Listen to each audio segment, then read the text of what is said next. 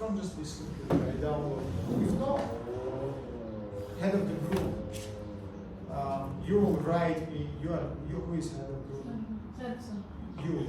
You will write me your mail, and I will share it to your mail. This is the operative surgery of the thorax region, comparable with the situation. That's all. Can I start, or you have the questions to me? No, any question? Now we need attention. Please, if you have questions, I'm happy to answer. Last time, then I described previous my lecture, that I spoke about the wall of the thorax.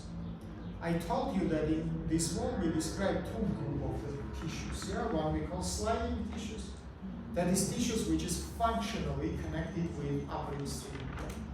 Secondly is all tissues, the tissues which is structurally and functionally belong to the region of the thorax. Yeah? From functional point of view, mainly this is the respiratory structures, the structures which is involved in inhalation and exhalation. It doesn't move extremity, it doesn't make movements of another parts of the body. They move only the thorax.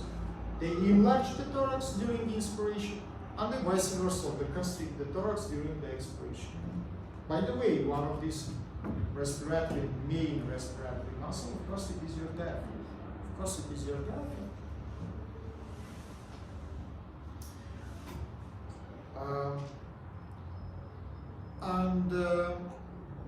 Let's now name and mention these superficial structures, these own structures. Then you will remove sliding muscles. In anterior wall, it will be major, minor, pectoral, and subclavial muscle, only three. In posterior wall, it is big bulk of the muscles, which we will study in shoulder gilder. It is the latissimus dorsi muscle, teres major, teres minor, subscapularis, supraspinatus, infraspinatus. Partly it is the trapezoid muscle, which is come from the neck region to downwards, rhomboid muscles, which is come from the neck region to down. Let's say that is the big bulk of the muscles, which is connected with the movement of the extremities. Yeah? They move the scapula to upwards, or they depress the scapula to downward. Say, like latissimus dorsi, they make the abduction of the extremities. Different structural muscles, but function of them connected with another part of the body, with upper extremity, with shoulder gilder region. Now we remove all these sliding layers, and we have only all layers. How it forms and what it includes. First of all, it includes the thoracic cage. Yeah, it is the skeleton of the thorax. From in front, it is sternum. From behind, it is 12 thoracic vertebrae.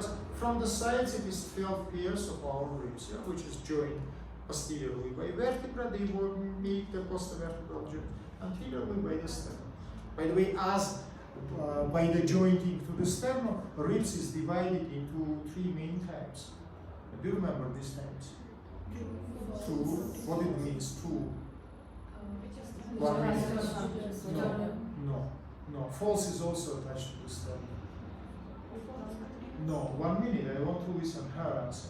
What is the truth rib? But what is it?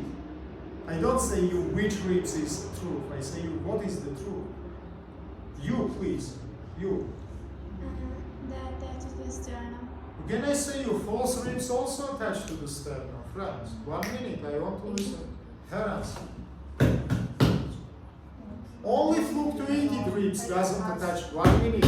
Only 11 and 12 ribs doesn't attach to the sternum. Let's say attachment of sternum doesn't differ exactly. Truth and false ribs. 1 minute. I want to listen. Her answer. Cartilage. Mohammed, please. What the difference between truth rib? It is school program. Difference between truth rib and false rib. Directly to the sternum. What does it mean, directly to the sternum? And what does it mean, indirectly to the sternum?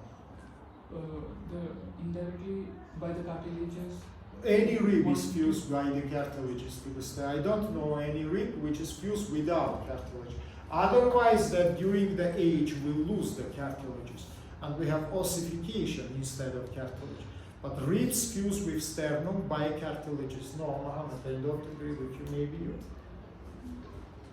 Friends, again I say you. I ask you now the school program.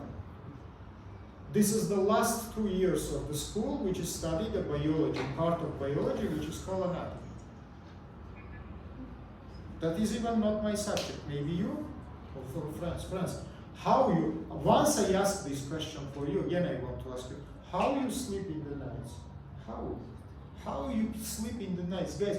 How by so much problems you can have normal sleeping? How is possible? I am sure that if you will damage your finger, you will have so big pain that you will not have any normal sleeping. But now that you don't have any knowledge from your subject, it doesn't anyhow harm your sleeping process. No, absolutely. Maybe you? On the false ribs are joined together and attached to the sternum. That is absolutely correct answer. If true ribs connected with sternum self-independently, without another ribs help, to say your direct, indirect need to be explained. In fact, in case of the false ribs, we have joint junction to each other, formation of costal arch, then junction with what? Okay, 8 up to 10 join to each other, they form the costal arch. Nothing more? I want to listen. Here else. They fuse to each other, they form our core. This is my costal arch, yeah? What after? What after? What after? What after? What after? Bravo, bravissimo. Then they fuse with the cartilage of the 7th rib. And only by cartilage of 7th rib, they join into the sternum. That is what after, friend. That's why even this costal arch doesn't have self-independent connection with the sternum. It is connected with 7 rib cartilage, and together they forms finally junction to the sternum. So remember about it, guys. Once again, look to me. That is the skeleton of our thoracic cage. Again, we have 12 pairs of the ribs. We have sternum. We have thoracic rib. Look, I don't include it in this skeleton 2 bones. Which bones I don't include it in this skeleton?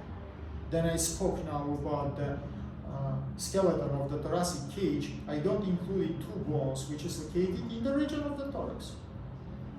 1 minute, I want to listen your answer. I don't include in 2 bones, which is topographically located in the region of the thorax. Huh? It is 1 bone.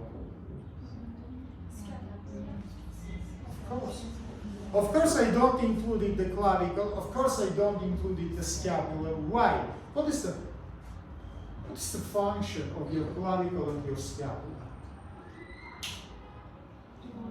1 minute, I want to listen her answer. And it is even not school, it is the kindergarten question. They doesn't hold anything. Huh? What? Huh? What is it? What is it? What? What? They doesn't support anything. What? Shoulder given. Huh? Shoulder given. What? Dear, speak like students. Not like movement, bone make movement, really. Till now, I think the muscles make the movements. The joints and attachments. You confuse me. You confuse me there. You described a huge, big mutation. Movement of by the bone. Bones moved only passively. Bones doesn't have active movement. Active movement have the muscle by constriction. So I don't understand. What is the function of our clavicle and scapula? Huh? What do you know what it means? Ocel skeleton and axial skeleton. Yes, What? that's what. That's why our axial skeleton joined with the ocel skeleton using these 2 bones. Our axial and ocel skeletons connected to each other using these bones. You understand me or not? I think it's so simple. We don't have any other junctions between these. Bones of upper extremity, shoulder bone, for example, humerus, it doesn't fuse with the trunk of the human. It forms the joint, but it doesn't fuse. But these two bones make the junction between your axial and between your osseous skeletons. That is the function of them. Connection between two skeletons to each other. You understand what about I speak, guys, or no? I think it's so simple. It is more than simple. Very well, now let's understand. What else? We included into all layers. We included intercostal muscles. We have two intercostal muscles, external and internal. By the way, external one, it is inspirational muscle. Internal one, it is expirational, exhalational muscle. How they started and how they pass. You remember? External one started from lower margin of upper vertebrae. Muscular fibers pass from up to down, from lateral to medial, and it is fused with the upper margin of the lower rib. By the way, muscle located in front of the costal groove. In front of the costal groove. Now, what will be happen? Now, look. If we will now make the communication by, I don't know, by this pen, hold it, please. Can I say that in case of the muscle, it is same to say muscle start from me, come to you, or start from you, come to me? In case of muscle, it will be same or not? In case of pen, it is same. I can say this pen from me, come to you. You can say that this pen from you, come to me. We are both will be correct. But in case of muscle, is it same or not? Why not? What does it mean? So origin and insertion. For example, now let's take the situation that muscle originated in my hand and inserted in your hand. Second situation, vice versa. Muscle originated in your hand, inserted in my hand. What will be different? 1 minute, I want to listen. Her answer. Again, it is school program. Explain. Muscle is originated from me and inserted to you. Now, if this muscle is constricted, which movement will be happening?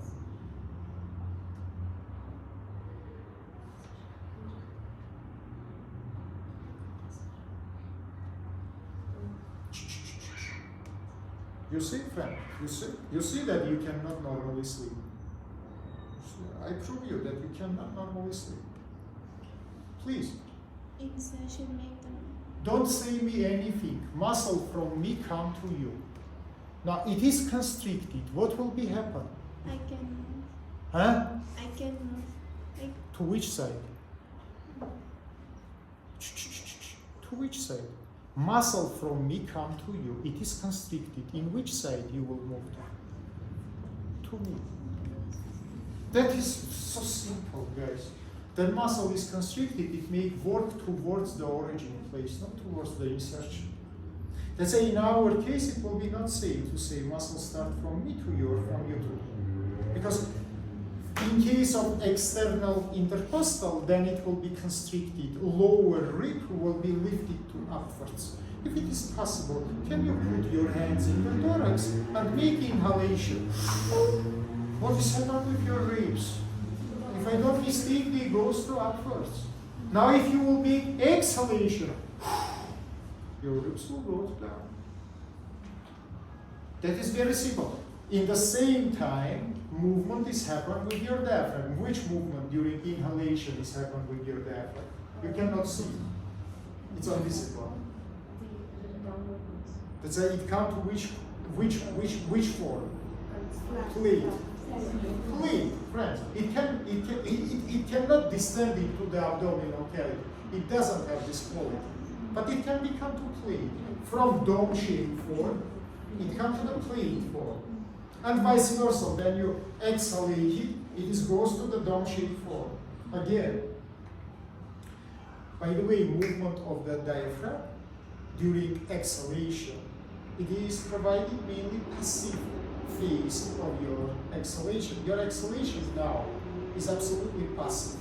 You don't use any intercostal muscles for it. You know when you will use it? If you will run, for example, to quickly evacuate it, active phase of the exhalation, you will use a lot of another muscles, yeah? Like the transverse thoracic muscle, like the internal intercostal muscles, like the oblique muscles you will use. And abdominal, by the way, belly muscles also you will use for active phase of the exhalation. So remember that. Don't forget that your external intercostal muscle forms the across the anterior wall, which we call membrana intercostalis anterior intercostal membrane. It is started from the junction point between the bony and cartilage part of your ribs and come up to the lateral margin of your sternum. Now let's come to the deepest muscle, internal intercostal muscle. Vice versa. It is started from the upper margin of lower rib. It is continuous from down to up, but again, lateral to medial. That's why finally muscular fibers of these two muscles cross each other but 90-degree angle. It is shown that this is antagonist muscle. They have opposite functions. And finally, it is fused with the lower margin of upper rib, but behind of costal groove. If external is connected in front of the costal, this is connected behind. Now, it is constricted. What is about? Rib is descending to down.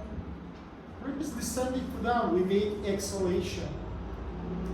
Don't forget that it forms the aponeuros, but now in the back, which is start from the level of the angle of the rib, but come up to the sternum-vertebral joints.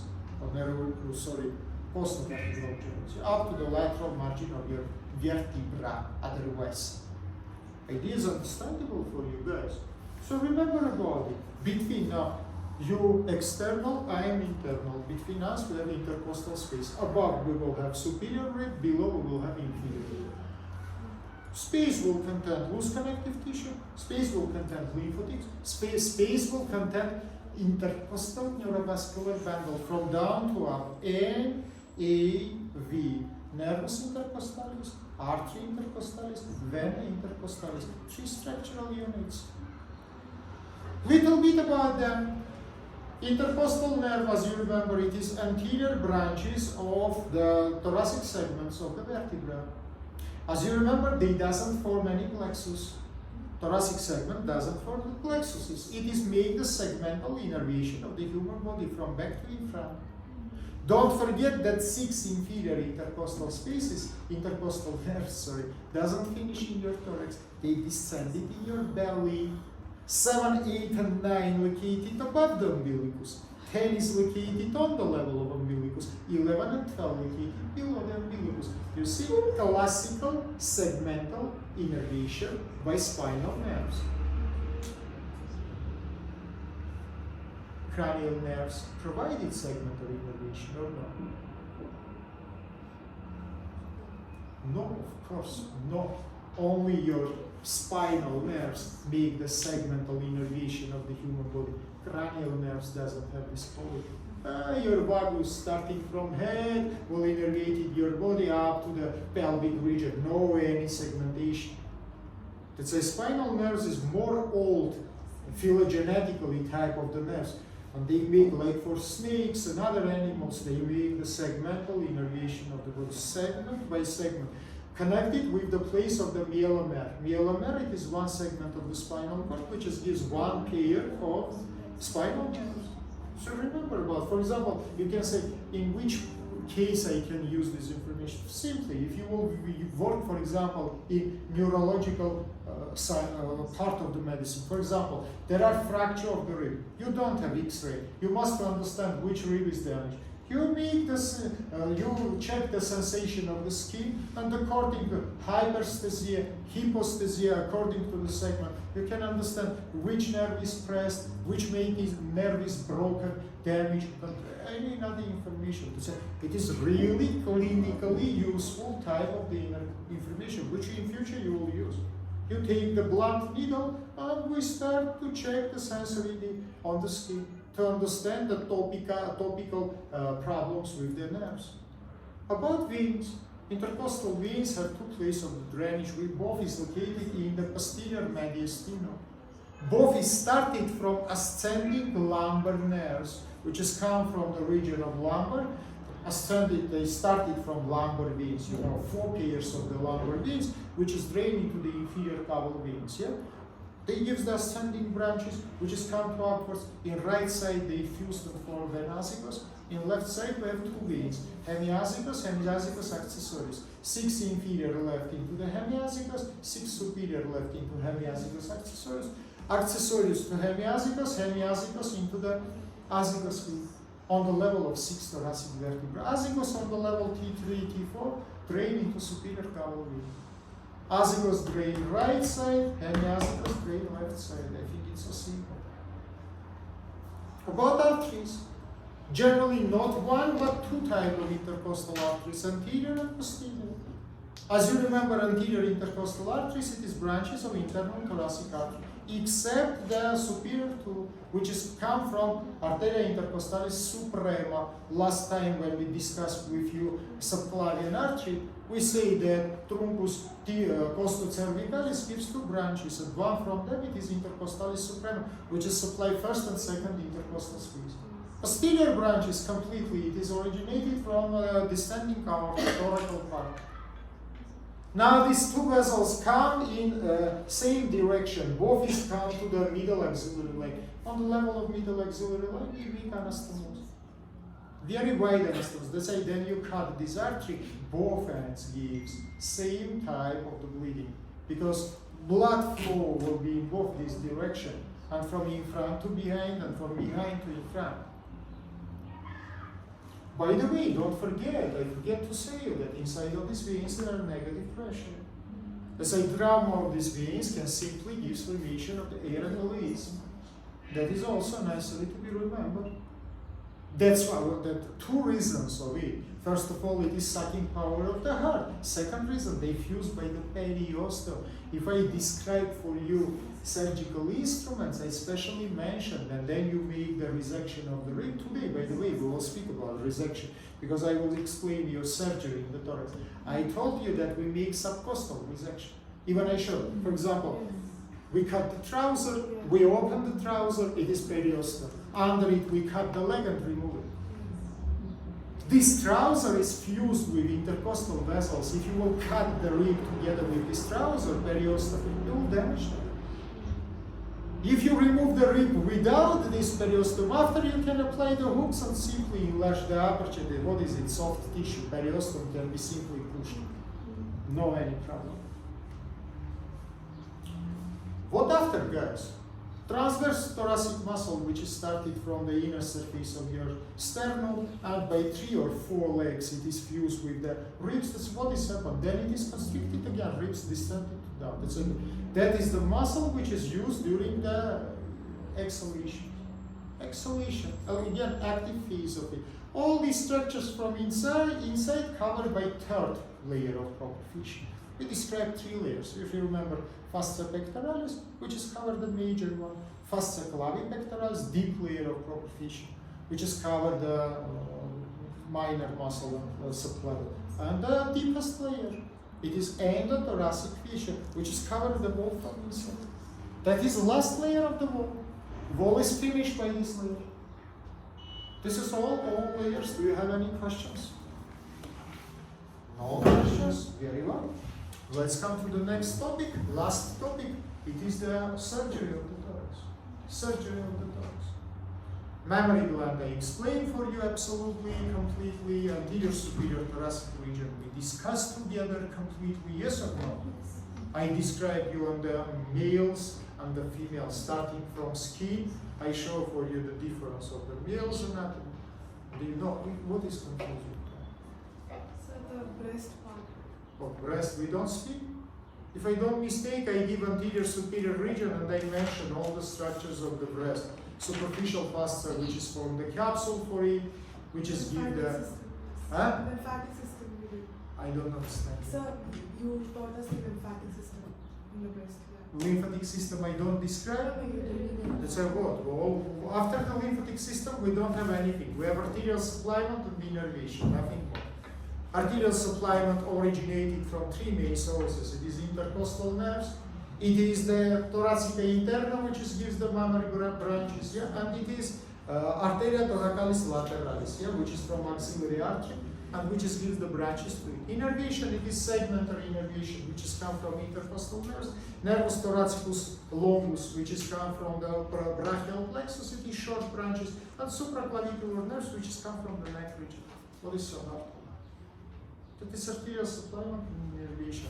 Behind of mammary gland, we describe the retromammary space, which is located between mammary gland and between the pectoralis major inside of the capsule. Inside of the space, we describe the bursa synovialis, which is decrease the friction between the breast and between the sliding layers of the thorax. That's all. What else? Let's continue. Now, let's speak about the gas DNA aspect. Don't make